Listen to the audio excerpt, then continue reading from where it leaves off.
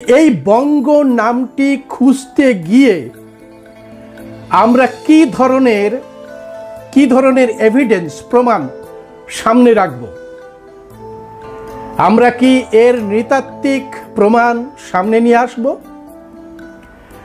আপনাকে যদি বলা হয় আপনি বঙ্গ জাতি কেন, বাঙালি কেন, তাহলে আপনি প্রথমে কি আনবেন?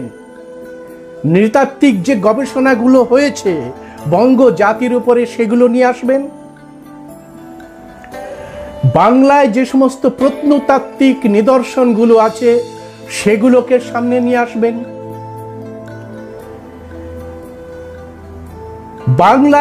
বাংলা যে ভাষাটি, বাংলার যে সংস্কৃতি, সেই সংস্কৃতিটাকে আপনি সামনে নিয়ে আসবেন, না কাল্পনিক গাঁজাখুরি দেশ এবং জাতিকে অবমাননাকারী একটা মাইথোলজি দিয়ে নিজের পরিচয়টাকে স্টাবলিশ করবেন?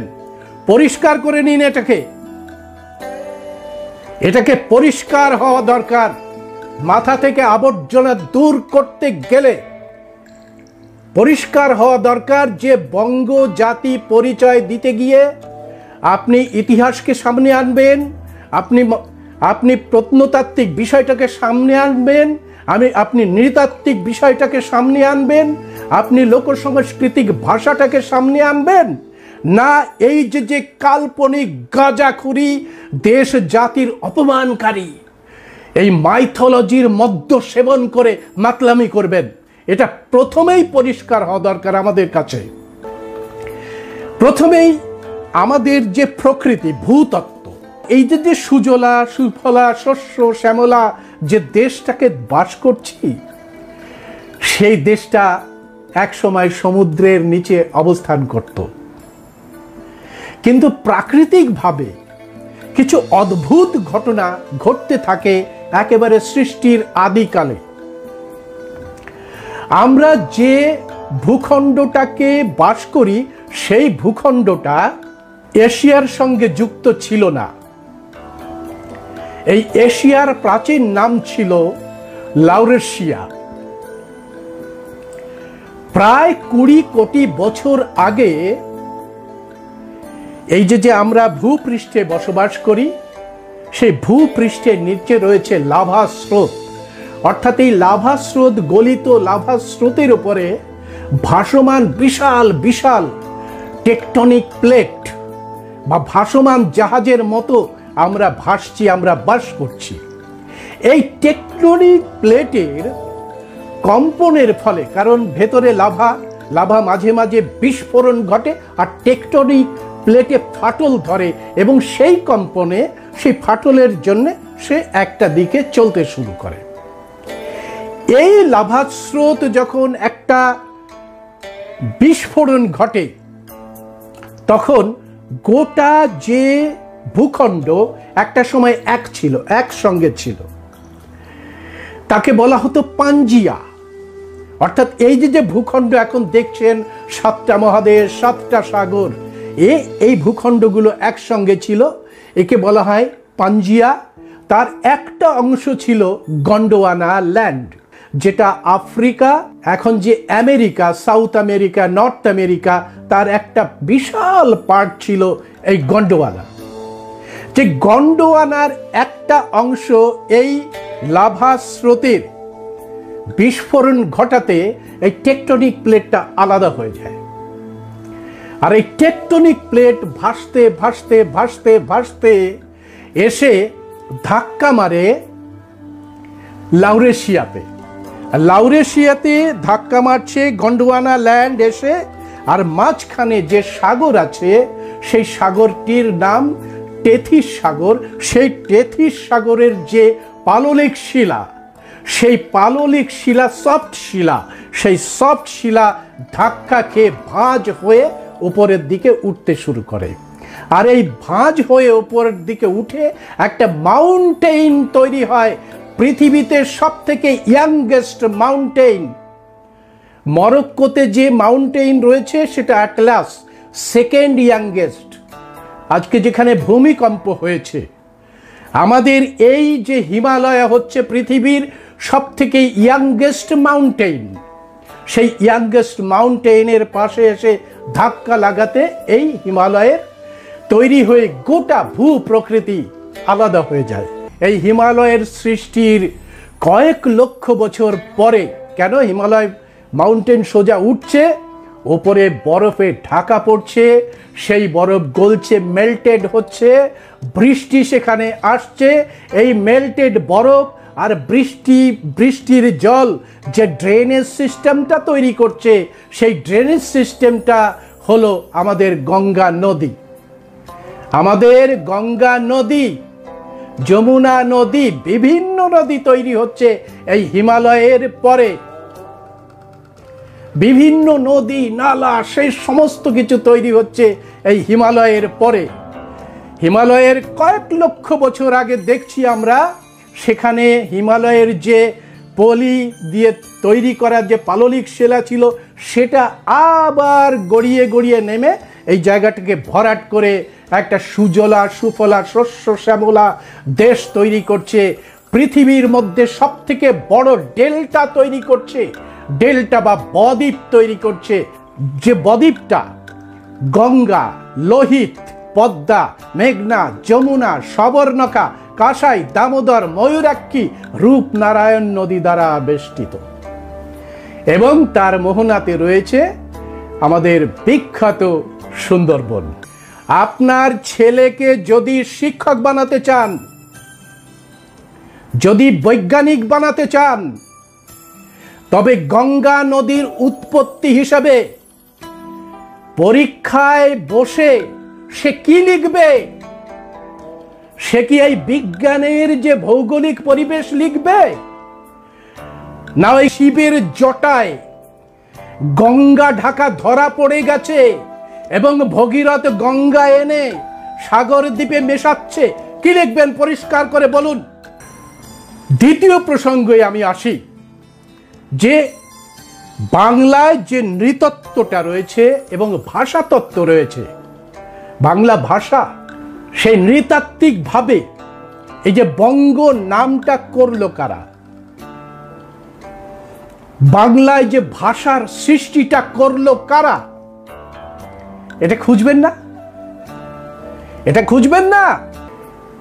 প্রথমত যে এই মানুষগুলো কি করে এখানে এলো, আমাদের সঙ্গে যে 10-15 জন অ্যানথ্রোপোলজিস্ট, বর্তমানে সেরা অ্যানথ্রোপোলজিস্ট রয়েছে, তাদেরকেও আমরা এই চ্যানেলে মাঝে মাঝে বসাই। তাদের মধ্যে এই বিষয়টা নিয়ে বক্তব্য হয়েছে। তারা বলেছেন যে এই ভূখণ্ডে, অর্থাৎ আমাদের ভূখণ্ডে বা যে গন্ডোয়ানা ল্যান্ডটি এসে লাউরেশিয়াতে ধাক্কা খেল, এই ভূখণ্ডে প্রথম মানুষ আসে 65,000 বছর আগে। প্রথমত যেটা নিয়ে কথা হচ্ছিল সেটা হচ্ছে যে ভারতে মানুষ প্রথম কারা এলো, তখন যদিও এই দেশের নাম ভারত নয়, যাই হোক এই ভূখণ্ডে। তো সেটা আমি আগে একটা আলোচনা প্রসঙ্গে বোধহয় বলেছিলাম যে আফ্রিকা থেকে প্রথম যারা এলেন সেটা হচ্ছে আজ থেকে 65,000 বছর আগে। তাদের জেনেটিক মেকআপ এইটা দেখে এবং আজকের মানুষের সঙ্গে তুলনা করে দেখা যাচ্ছে যে আজকে যারা অস্ট্রিক ভাষার মানুষ, সাঁওতাল, মুন্ডা, কোল, এদের পূর্বপুরুষরা ভারতে এসে পৌঁছেছেন 65,000 বছর আগে। আমি যদি আরো একদম প্রিসাইজলি বলার চেষ্টা করি, সেটা হচ্ছে যে যখন এই জেনেটিক স্টাডি হয় তখন দুভাবে সেটা করা হয়। তার কারণ হচ্ছে আমরা আমাদের শরীরে যে জেনেটিক মেটেরিয়াল আছে সেটা বাবার থেকে পাই, মায়ের থেকে পাই। তো আমরা কোনটা দেখব? পিতৃতান্ত্রিক ব্যবস্থা আমাদের শিখিয়েছে বাবারটা দেখো, কেননা ওটাই তোমার বংশ, মাতৃবংশ তোমার বংশ নয়, তাই তো? তো এইরকম ভাবলে আমরা খুব বড় গাড্ডায় পড়ে যাব। ফলে আমি যেখানটায় জোর দেব, প্রথমত আমরা এই ডিএনএ কোথা থেকে সংগ্রহ করি। একটা হচ্ছে মাইটোকন্ড্রিয়াল ডিএনএ, সকলের শরীরেই পাওয়া যায়, কিন্তু এবং সেটা আমাদের সেলের দেহকোষে নিউক্লিয়াস যে আছে তার ভেতরে কতগুলো ছোট ক্রোমোজোম থাকে যাকে বলে মাইটোকন্ড্রিয়া, এবং সেই মাইটোকন্ড্রিয়া কখনো আমরা বাবার থেকে পাই না, সব সময় মায়ের থেকে পাই। এবং পুরুষরা তাদের সন্তানদের এই মাইটোকন্ড্রিয়া দিতে পারে না, শুধুমাত্র মায়েরা পারে। ফলে মায়ের দিক দিয়ে যে বংশগতি তার চিহ্ন থাকে মাইটোকন্ড্রিয়ার ভেতরে। মাইটোকন্ড্রিয়াল ডিএনএ অ্যানালিসিস করে যেটা পাওয়া যাচ্ছে সেটা হচ্ছে, আমরা আধুনিক মানুষের কথা বলছিলাম, সমস্ত মানব জাতির যিনি মা তাকে বলা হয় মাইটোকন্ড্রিয়াল ইভ। তিনি 1 লাখ বছরের বেশি আগে আফ্রিকায় ছিলেন। ভারতে যদি দেখা হয়, আমাদের সেই আদি মা যাকে আমি ভারত মাতা বলি, ভারত মাতার বয়স হচ্ছে 65,000 বছর। মাইটোকন্ড্রিয়াল ইন্ডিয়ান মাইটোকন্ড্রিয়াল ইভ, তিনি হচ্ছেন ভারত মাতা, এবং তার সন্তান সন্ততিরা হচ্ছে অস্ট্রিক ভাষাভাষী। কিন্তু তারা আফ্রিকা থেকে এখানে এসে পৌঁছেছেন মধ্যপ্রাচ্য এবং দূরপ্রাচ্য হয়ে, মূলত তারা যখন এদেশে এসে পৌঁছলেন, তারপর তারা সেখানে থেমে থাকলেন না, কিছু মানুষজন এখানে থেকে গেলেন, বাকিরা পূর্ব দিকে চলতে শুরু করলেন। এবং এই যাত্রা চলতে লাগলো। 65,000 বছর আগে ভারতে আমরা পাচ্ছি আমাদের ভারত মাতাকে, মাইটোকন্ড্রিয়াল ইভ, এবং পূর্ব দিকে এই যাত্রা চলতে লাগলো, এবং 40 থেকে 45,000 বছর আগে সেই মানুষ অস্ট্রেলিয়া পৌঁছে গেলেন। এই বাকি যাত্রাপথে তাদের চিহ্ন রাখতে রাখতে কিছু জনগোষ্ঠী এই পুরো রাস্তায় থেকে গেলেন। ফলে দক্ষিণ পূর্ব এশিয়ার আদি ভাষা অস্ট্রিক।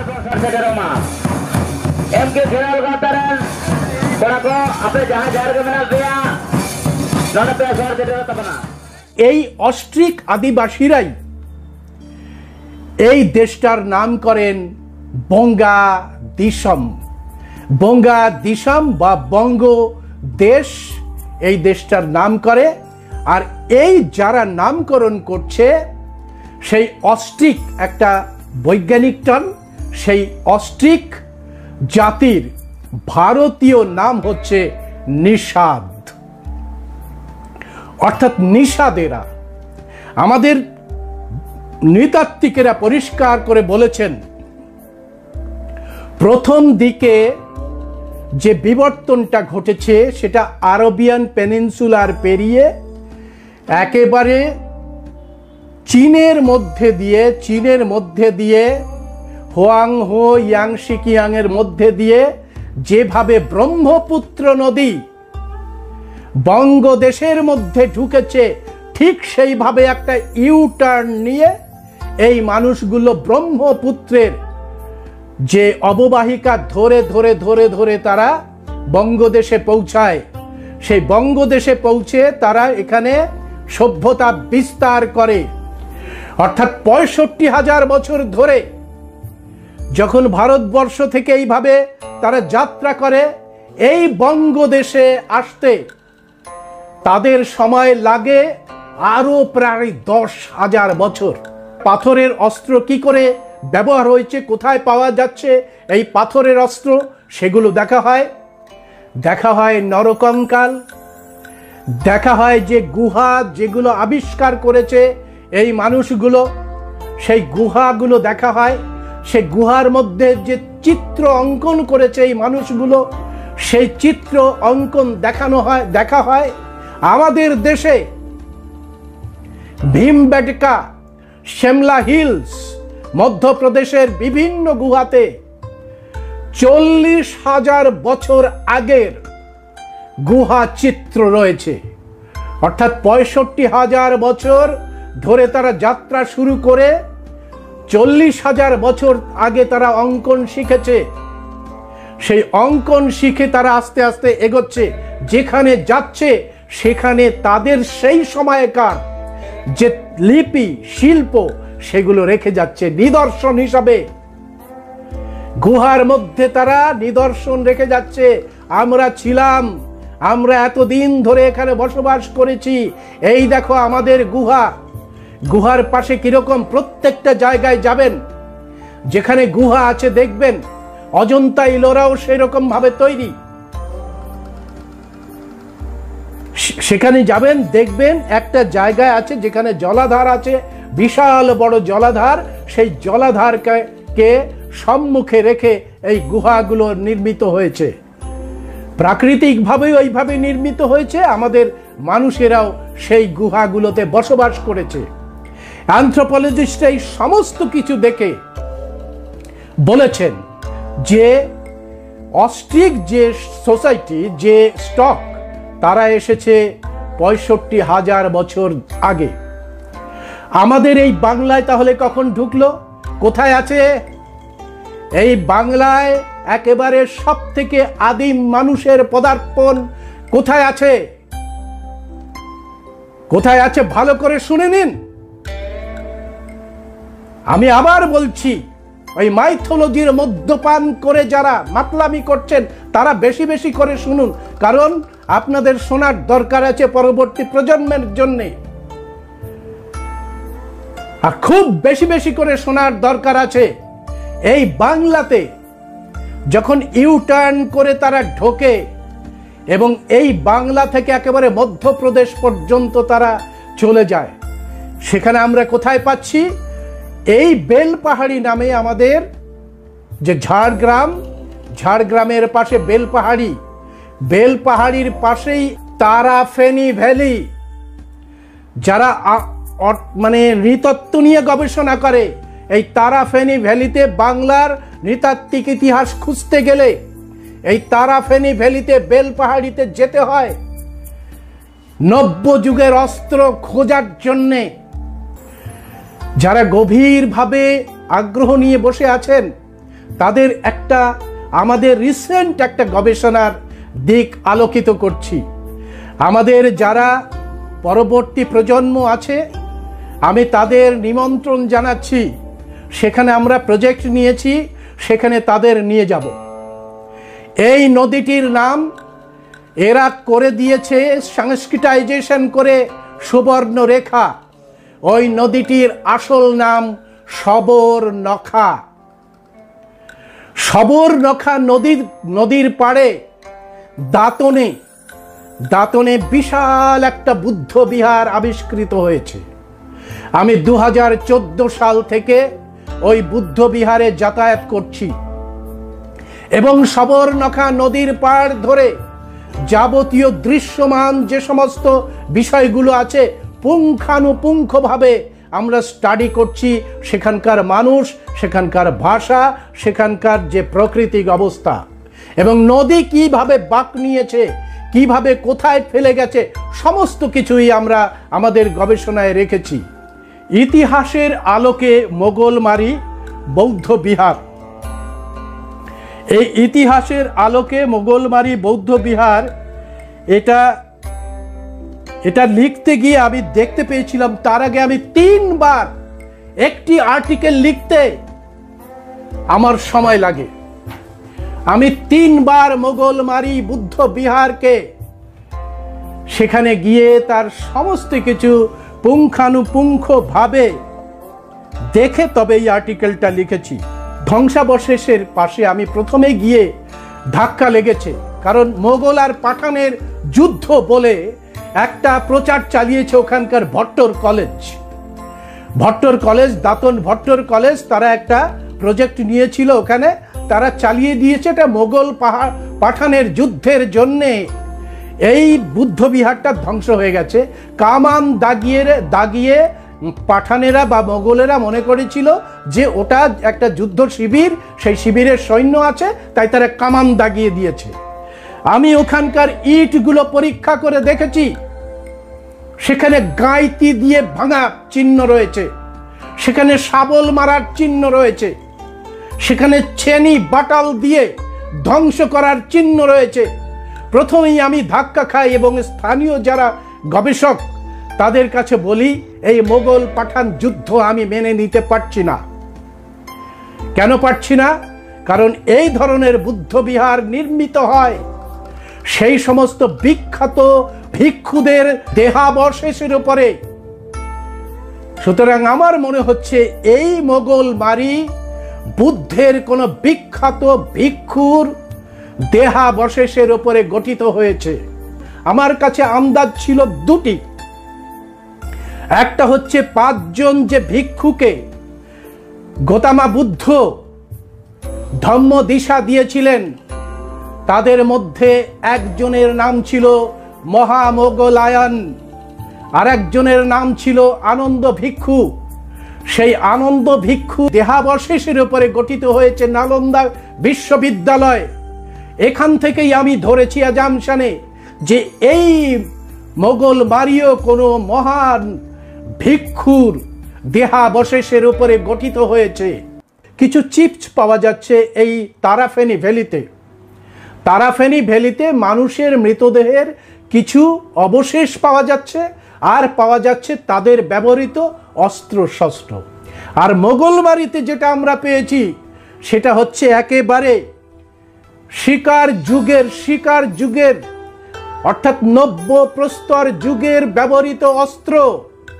এবং তারপরে আস্তে আস্তে আস্তে আস্তে বিকশিত হয়েছে বুদ্ধ বিহার। কি দাঁড়ালো বন্ধু, কি দাঁড়ালো? দেশটা কারা তৈরি করেছে? দেশটা কারা তৈরি করেছে? এই সমস্ত নিষাদ মানুষেরাই দেশটাকে তৈরি করেছে। এই পর্যন্তের আর্য বা ইউরেশিয়ানদের কোনো গল্প নেই, ভারতে কোনো গল্পই নেই। এখানে ইউরেশিয়ানদের, আর্যদের কোনো গল্প নেই। এখানে সমস্ত চ্যাপ্টার থেকে বাদ। তারা 65,000 বছর ধরে চলছে যে বিবর্তন, সেই 65,000 বিবর্তনের একেবারে শেষ পর্যায়ে পর্যন্ত আর্যদের, ব্রাহ্মণদের এই ভারতের মাটিতে কোনো গল্প নেই। গোটাই চ্যাপ্টার থেকে তারা বাদ। বোঝা গেল বিষয়টা? এরপরে আমরা আসি যে এই গল্প আরো রয়েছে লোকসাহিত্যে। আপনারা ভাবতে পারবেন না যে এই লোকসাহিত্যে কিভাবে আছে। আমি একটা অ্যাকাউন্ট করেছি। সেই অ্যাকাউন্টটা হচ্ছে যে ধরুন কেনিয়া তানজানিয়ার বিশাল উঁচু পর্বতের আগ্নেয়গিরির পাশে প্রথম পাওয়া যাচ্ছে ফুটপ্রিন্ট। কেনিয়া তানজানিয়ার একটা পাহাড়ের আগ্নেয়গিরির পাশে ফুটপ্রিন্ট পাওয়া যাচ্ছে। সেই ফুটপ্রিন্ট পাওয়ার পরে এই মানুষগুলো ওই যে অগ্নিঝড় হচ্ছে, সেই অগ্নিঝড় থেকে রেহাই পাওয়ার জন্য তারা নেমে আসতে শুরু করে এবং তারা খাদ্যের অন্বেষণে যাত্রা করে। আমাদের আদিবাসীরা বলছে তাদের গল্প জমসিম বিনতিতে, বলছে আমরা হিহিরি পিপিরিতে জন্মগ্রহণ করেছিলাম। খোঁজ খামানে এসে আমাদের বংশ বিস্তার করার জন্য মারাং বুরু কি করে শ্যামা ঘাস দিয়ে মদ তৈরি করতে হয় সেটা শিখিয়েছিলেন। কি করে আমাদের প্রজনন ক্রিয়ার মধ্যে দিয়ে বংশ বিস্তার করতে হয় মারাং বুরু সেটা শিখিয়েছিলেন। কিন্তু এই সব নতুন নতুন পদ্ধতি জানার পরে আমরা একেবারে মাতাল হয়ে গেলাম। আমরা গরু মোষের যে জীবন, সেই জীবন যাপন করতে লাগলাম। আমরা ভুলে গেলাম ঠাকুর বাবার কথা। তাই 7 দিন ধরে আগুনের বৃষ্টিতে আমরা জ্বলে পুড়ে ছাই হয়ে গেলাম। দেখছেন তানজানিয়াতে আগুনের বৃষ্টির কথা কারা বলছে দেখুন, সাঁওতালদের জমসিম বিনতিতে লেখা রয়েছে, তাদের ওরাল ট্র্যাডিশনে স্মৃতিতে ধরে রেখেছে বংশ পরম্পরায়। 7 দিন ধরে আগুনের বৃষ্টিতে সেঙ্গেল জারি বলা হয় সাঁওতালি ভাষায়। 7 দিন ধরে আগুনের বৃষ্টিতে আমরা ধ্বংস হয়ে গেলাম। আমি এবং আমার স্ত্রী, যিনি বেঁচে আছেন তিনি বলছেন, এবার আমি এবং আমার স্ত্রী হারাতা বুরুর গুহাতে, হারাতা বুরু নাম শুনবেন, নামগুলো মনে রাখবেন এগুলো, আর এইগুলোকে মেলাবেন। তানজানিয়া, তারপরে এই সমস্ত উগান্ডা গন্ডোয়ানার সঙ্গে যুক্ত উগান্ডা, এই জায়গার নামগুলো দেখুন। হারাতা বুরুতে এসে আমরা আশ্রয় নিলাম একটা গুহায়। এখানে লিখছে এই যে বিশাল বড় বই, গবেষণার বই, গবেষণা পুস্তক, একটা গবেষণা পুস্তক, সেই গবেষণা পুস্তকে লিখছে, এবং আমার স্টাডিও তাই বলছে, জমসিম বিনতিটাকে কালেক্ট করি। তখন তো মোবাইল ছিল না, তখন ছোট্ট টেপ রেকর্ডার, সেই টেপ রেকর্ডারে আমাকে রেকর্ডিং করে রাখতে হয়েছে। বাড়িতে এসে এই যে ডায়েরি, সেই ডায়েরিতে লিখে রেখেছি। এই ডায়েরিতে গোটা জমসিম বিনতির কাহিনীকে আমি লিখে রেখেছি। তারা বলছেন হারাতা বুরুতে আমরা যখন এলাম, তখন আমরা আবার মনে হলো যে আমরা এই গরু মোষের জীবন আর করব না। সেখান থেকে আমরা চলে গেলাম খাবারের অন্বেষণে শাসাং বেড়া। বন্ধুরা ভালো করে শুনে নিন, এই শাসাং বেড়া হচ্ছে একটা পিত নদী, আর পৃথিবীতে একটি মাত্র পিত নদী আছে যার নাম হোয়াং হো। সুতরাং যে ট্রেলটা আমাদের আধুনিক বিজ্ঞান বলছে, অ্যানথ্রোপোলজিস্ট বলছে, ডিএনএ রিপোর্টটা যে তারা এই পথে প্রথম ঢুকেছিল, সেই পথে দেখুন আমাদের সাঁওতাল আদিবাসী মানে নিষাদ স্টক, তাদের কথার মধ্যে রয়েছে সেই প্রথম মানুষেরা ঢুকছে এই পথ দিয়ে। যে আমরা শাসাং বেড়াতে এলাম, সেখান থেকে আমরা সিংদুয়ার, ভাইদুয়ার পেরিয়ে আমরা এলাম 7 নদীর দেশ ইয়ায় নায় দিশম চম্পা, চাই চম্পাগড়। অর্থাৎ যখন সাঁওতালদের জিজ্ঞাসা করবেন তোমাদের আদি বাড়ি কোথায়, বলবে চম্পারেন। অর্থাৎ এখন যেটা সংস্কৃতাইজেশন হয়ে গেছে চম্পারন, তারা বলবে চম্পারেন। রেন কথাটার অর্থ থেকে। আর এই বেটাগুলো ভাষাটা না বুঝতে পেরে সংস্কৃত পণ্ডিতগুলো বানিয়ে দিয়েছে চম্পারন। বুঝুন, চাম্পা যেখানে আমাদের এই যে চাম্পাহাটি, এই দক্ষিণ 24 পরগনার চাম্পাহাটি সমস্তই আমাদের আদিবাসীদের দেওয়ার নাম। সুতরাং চাই চাম্পাগড়, এই অঞ্চলটাকে চাই চাম্পাগড় বলা হতো। এবং 7টি বিখ্যাত নদীর দেশ যারা গুলিয়ে ফেলছেন সিন্ধু হরপ্পার সঙ্গে, আমি তাদের দলে নই, কারণ এরা ইউটার্ন নিয়ে এই যে বলছে ভাইদুয়ার, সিংদুয়ার, সিং মানে প্রথম দরজা, প্রথম দরজা ঢুকছে পাহাড় পর্বতের মধ্যে দিয়ে, পাহাড় পর্বতের মধ্যে দিয়ে ঢুকে তারা মনে করছে এই দিকেই, যেহেতু নদীর অববাহিকা ধরে যারা যাচ্ছে এটাকে সিংদুয়ার বলছে, প্রধান দরজা। এবং ভাইদুয়ার পেরিয়ে তারা ঢুকলো 7 নদীর দেশ চাই চাম্পাগড়ে। আমাদের মনে হলো এখানে সমস্ত কিছুই আনন্দের, এখানে প্রচুর বাতাস, এখানে প্রচুর আলো, এখানে প্রচুর জল, এখানে হারা ভরা যে মাটি, সেই মাটিতে রয়েছে শামা ঘাস। অর্থাৎ এই শামা ঘাস দেখে বুঝতে পারে তারা যে এই মাটি উর্বর। তাই জায়গাটাকে তারা 5টি বঙ্গার দেশ হিসাবে ঘোষণা করলো। সেই 5টি বঙ্গাকে মাটি, জল, আলো, বাতাস আর মহাকাশ, এই 5টি বঙ্গার দেশ বঙ্গা দিশম, যার পরবর্তীকালের নাম বঙ্গদেশ আর হচ্ছে বাংলা। অর্থাৎ এই যে বঙ্গা দিশম থেকেই হয়েছে বঙ্গদেশের উৎপত্তি, বঙ্গের উৎপত্তি। এবং এখানে যারা বসবাস করে তাদের বলা হয় প্রাচীন প্রাচীন ভাষায় বলা হয় বঙ্গালী, এবং পরবর্তীকালের কলোকিয়াল বিভিন্ন ভাষায় হয়ে গেছে বাঙালি। এই যে এতক্ষণ ধরে যেটা বললাম তার মধ্যে ব্রাহ্মণ চ্যাপ্টার নেই, ব্রাহ্মণ চ্যাপ্টার বাদ। ব্রাহ্মণের ব বাংলায় ঢোকেনি তখনও।